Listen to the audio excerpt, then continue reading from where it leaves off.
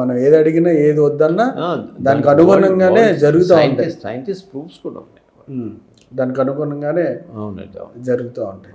అంటే మనిషి అంటే సీక్రెట్ అని ఒక బుక్, ఒక German lady I think he settled in America అనుకుంటా, సీక్రెట్ అని ఒక బుక్ రాసింది.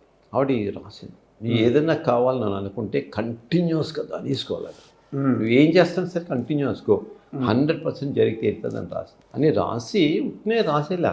వాళ్ళ at least top people in the world, అయితే సైంటిస్ట్ కానీ ఫిలాసఫర్స్ కానీ బాగా మంచి పెద్ద పెద్ద డాక్టర్స్ని కానీ బాగా పేరున్న వాళ్ళు కానీ వాళ్ళందరినీ కలిసి వాళ్ళు ఇలా చేసిన వాళ్ళు ఎట్లా వాళ్ళకి ఎలాగ వచ్చినాయో చూసి వాళ్ళ పేర్లు కూడా మెన్షన్ చేసి వాళ్ళకి ఇలాగ అయిందని చెప్పి యూట్యూబ్.